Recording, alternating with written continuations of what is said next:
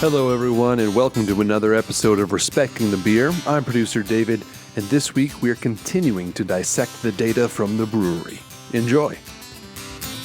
Yes, because I don't like your cherry cider. Hang on. But you are a purist. You're like me. You drink the dry cider the way I like Yes, to. the way God intended. Yes. But however, people like what they like. And those that, one, we have a huge number of folks that are gluten intolerant. Like gluten is a thing that they cannot have. And so the cherries, just the ciders and the seltzers in general, give them an opportunity to come enjoy the space that is the brewery and yet not necessarily have the wine, which is the higher alcohol. So yay for the ciders. But it's also pretty damn good. It's not back sweetened with sugar. It's back sweetened with cherry, Montmorency cherry from Door County, which is very different than just dumping sugar in bags of Sugarland sugar. But I'm with Gary. I think we need two cider lines. I think we need ones that are aged in wine barrels and are dried out. But this is the problem with where we are now. There's so many different products that we make and people want. So can I then shift So just to review the data, 547 was 1. Whatever, Joel. So can I just go back? So one of the things I think that people would find interesting is how, Bobby, I'm going to look at you, make eye contact with me, man. We have to kill our darlings sometimes. Yeah. And so we look at these data. Yeah. And there is one of my favorite beers. I love it A lot of them so down there. much. I think you even know which one I'm talking about. For the last 2 years, and actually we haven't made it this year, and we probably won't make it because it was one of the last numbers. And it's like, okay, as business owners, we have to decide, even though we love the beer, we have to kill it. Are you talking about Square Mile? I am talking about Square Mile. Square Mile, yeah. Yep. You'll notice Square Mile's not on this list. Well, it hasn't I've been ever seen that up on for the sale. menu. It's a lighter. It hasn't been for sale for. It's not part of the oatmeal data stout. set. It's a lighter oatmeal stout. Yep. It's So almost out. let me The premise raise still this question. stands. Okay. Though. A Chad Van Lannen favorite, too. In YouTube creators, and not just that in media, there's this thing known as audience capture, meaning someone will do a video on YouTube. They do a bunch of videos, then all of a sudden they do one that gets real popular, gets a lot of views. And so they're like, oh, I got to do another video on that subject. And that gets popular. And the next thing you know, that's all they're doing is the subject that got popular. So I knew a guy, he had a YouTube channel, he had a podcast, and he did an episode on Scientology. Oh, gosh. And then the next thing you know, that's all he's talking about is like, he wasn't a Scientologist. Yep. But that's all his show became. And after a while, he's like, well, this is not what I got into it for. And if you just look at the data, on the one hand, it makes sense. You want to produce what's selling the best. But on the other hand, if you're just doing that, doesn't it kind of lose some of the Absolutely. the reason for this place being? Can I extrapolate from that? So we've got in the top 1, 2, 3, 4, 5. We've got IPAs. 4 IPAs out of 5. So one of the things that we really struggled with when we first opened was we are a English ale and German lager brewery. None of that is a West Coast IPA, for one. And yet, one of the first beers that we conceptualized was 547. Fair, but that's yeah. beyond the point. But when we first opened, the data on the casks, can you remind me how much the percentage of the casks we sold? It was like... Year one? Yeah. It's like 5 or 10%. Yeah. So and it grew to like 25 or 30. 10% of our beer Yeah. was the cask conditioned ales. Now, because that wasn't just a new flavor. That was a new delivery. we had to teach, in Yeah. addition to sell, what cask conditioned were. Now, the first cask condition I'm looking at on the data, White Horse Porter. Hell yeah, White Horse Porter. Good for you. Oh, and Total Eclipse. That's a Lucre faucet. So number 12.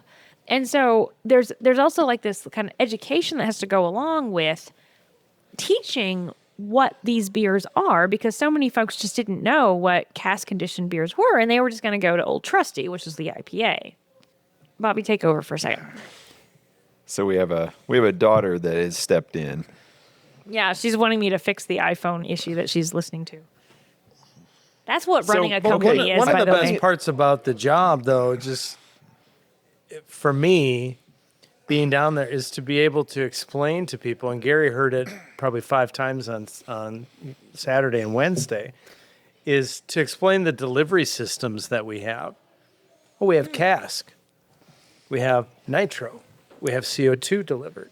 We Most have people have no clue what that is. We the have Luker Luker. faucet, and just starting that conversation. Oh, we are at Tap House. I mean, you can even just today in my General Chemistry 2 Lawrence chemistry course, we were talking about the difference between nitrogenated versus CO2 based, well, liquids.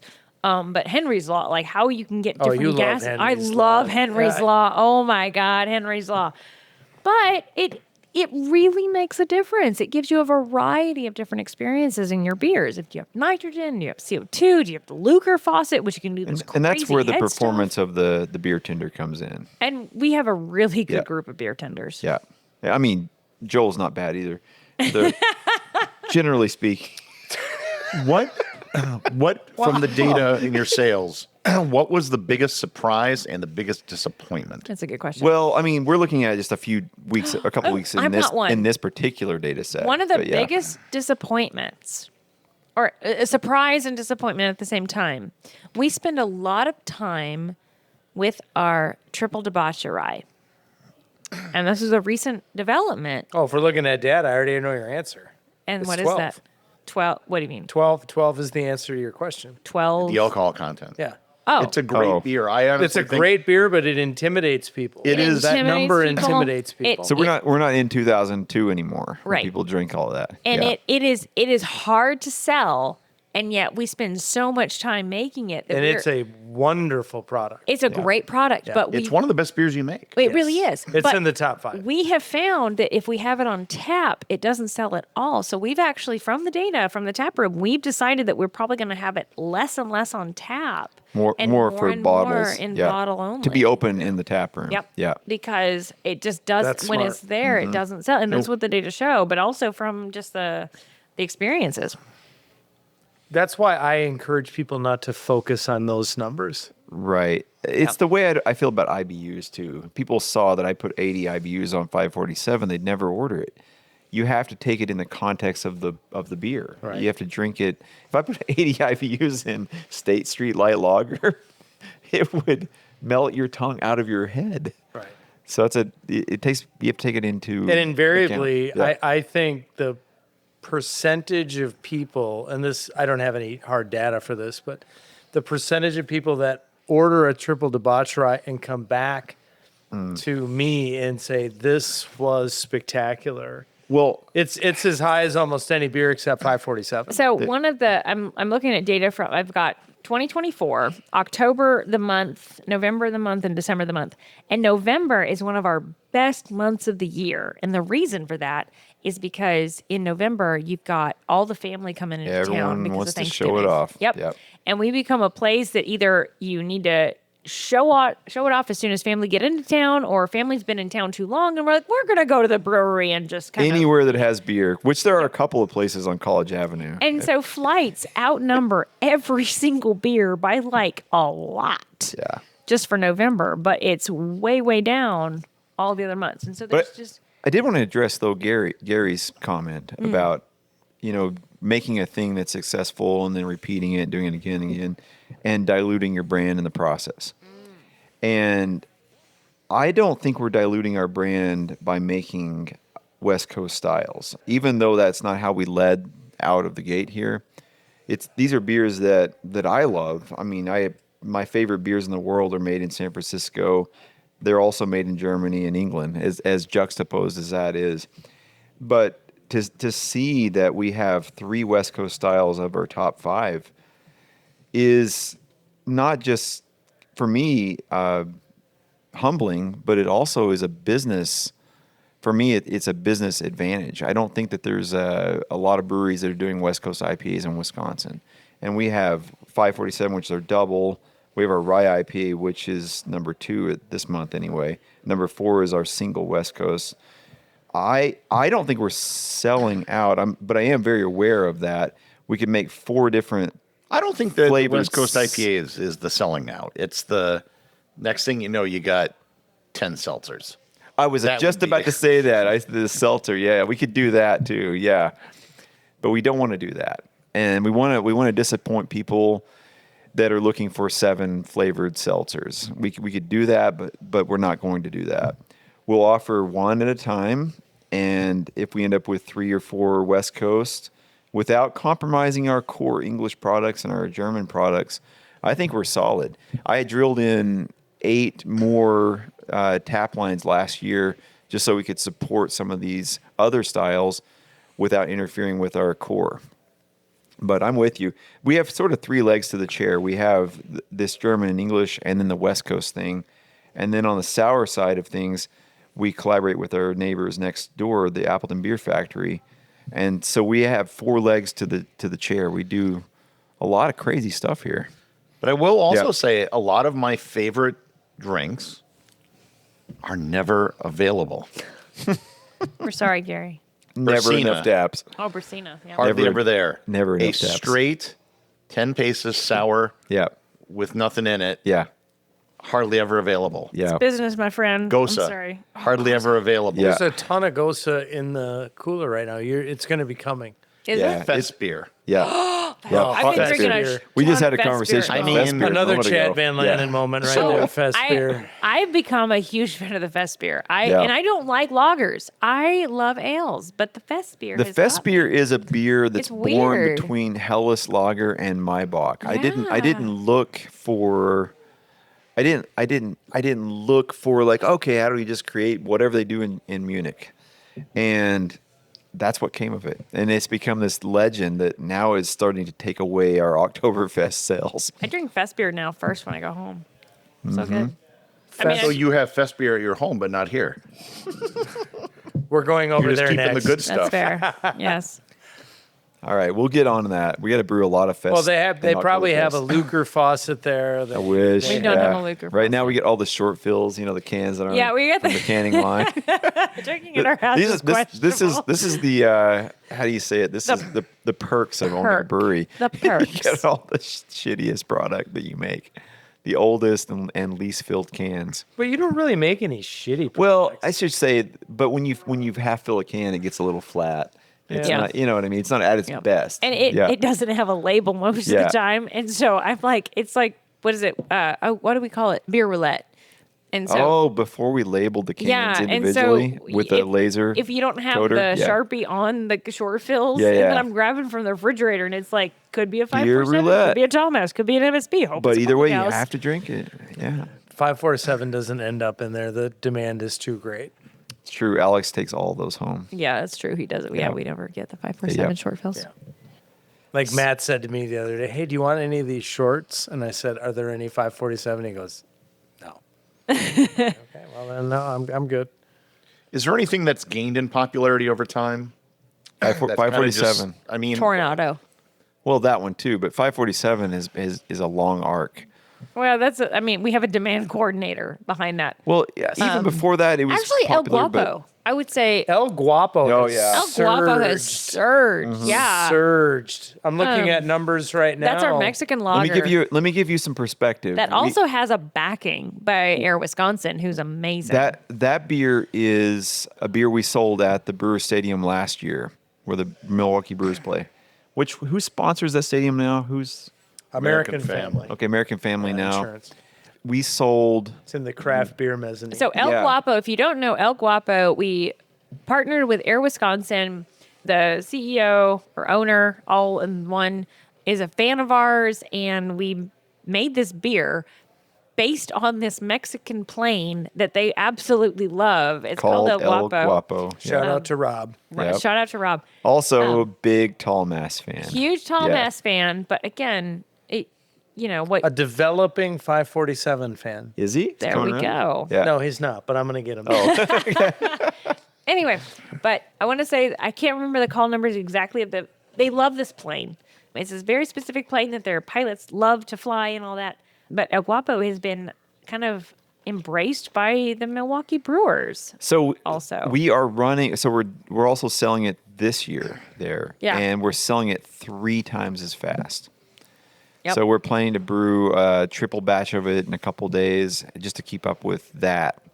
So that's one. that's one that And on really Saturday, Yeah. I'll tell you numbers. what, you could have just turned the tap on Saturday. I just could have kept filling it Yeah. and handing it out. Yeah, and it people was, love El Guapo. I mean, as soon as the weather changes, as soon as Yeah. we hit It's got a hint of lime to it. It's one of the few beers I say it would be actually good to put a wedge of lime into. We've Yeah. discussed this. Yeah, I think it's a good idea. Joel is against Yeah. it. I think it works. Ben, For he hates our anything different. Taproom Yeah, manager yeah. loves the idea of leaning into the Yeah. adding the fruits and the such to the. I'm a different beers. traditionalist. Yep. And, it's And not this right. is how now, you would traditionally have a beer like this in Mexico. Hold on, Reinheitsgebot doesn't say anything about serving the beer, does it? It just is doesn't. about It brewing. doesn't. No, they it put doesn't. like 50% grapefruit soda into a pilsner, and then you have a radler. For example, Yeah. Ben downstairs frequently bastardizes 547. By mixing it with everything. Especially when you're near. I heard he was mixing it with White Horse Porter. No, Oh wow. Bobby did that when he made What? the White Horse 547.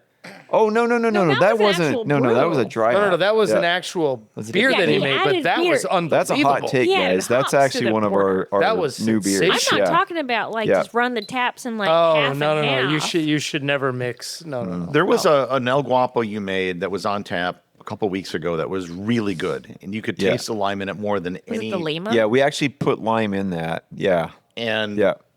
like I was telling everyone, you got to try this, and everyone's Yeah. like, "Yeah, this is great. I haven't Yeah. seen it since." Well, and I think that Well, it sold out in like an hour. I think that's Yeah. why we should get the lime wedges there. You Again, can just El make Guapo it on the for fly. the win. It is Yeah. it is a solid, excellent, just base beer. It's Mm-hmm. just such a good beer that to have 2 or 3 of them.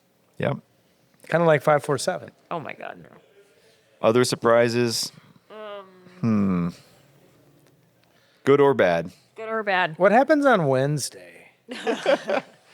Oh, So- we've done that show, right? We have so many graphs. One of the graphs we look at sales. We can break down sales per day. So we look at Mondays, Tuesdays, Wednesdays, whatever, all days of the week. And all of a sudden, a couple years back, we had this really weird spike on Wednesdays. And we were like, what the hell's going on Wednesdays? And then we realized that, and we also do a time average. And so it's weather versus climate. You can't necessarily look at Wednesday like last week. You have to look at an average that kind of cancels out the weather of Wisconsin. And so we take, what is it, 5 week or 6 week We average? have two. We do. They're called boxcar averages. Yeah. 5 weeks and 10 weeks. Yeah. And so we look at these averages that kind of just like, okay, so it kind of gives us a better sense of like just general Wednesday or general Thursday. And all of a sudden we had this huge spike on Wednesdays. We're like, what the hell happened? And then we realized that's when we hired Joel. It is a cult. We call it the Joel magic. Anyone that And, listens to this show is probably expecting Now, some granted, swag that's been a couple to show years. up on Patreon. It's leveled off since then, you know.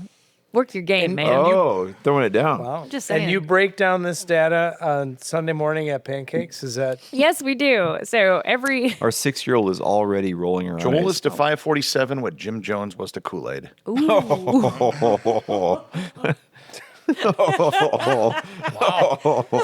So everybody, make your Anyway. patronage. wow? so what is it? So many people have asked, you know, it's like, oh, it must be so much fun to own a brewery. This is amazing. I was like, okay, really, what it is?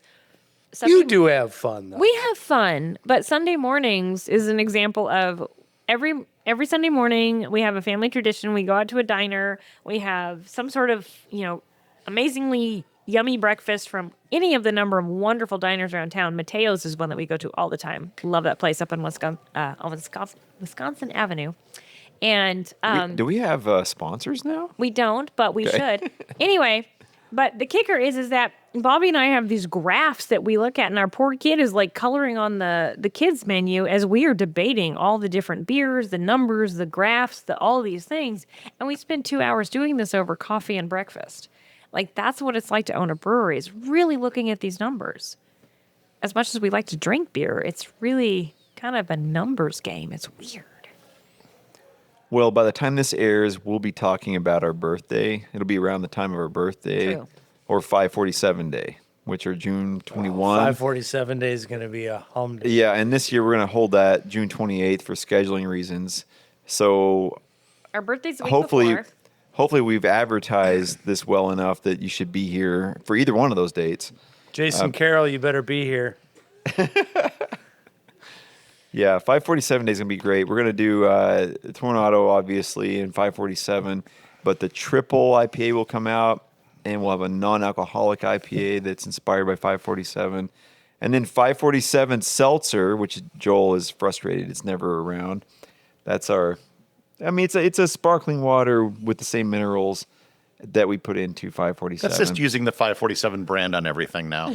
I mean, at this point, 547 water, that's where we are. 547 Yeah, I know. vitamins, 547, sports It's like drink. Spaceballs. All I saw was Spaceballs, where they stop to sell all the merchandise.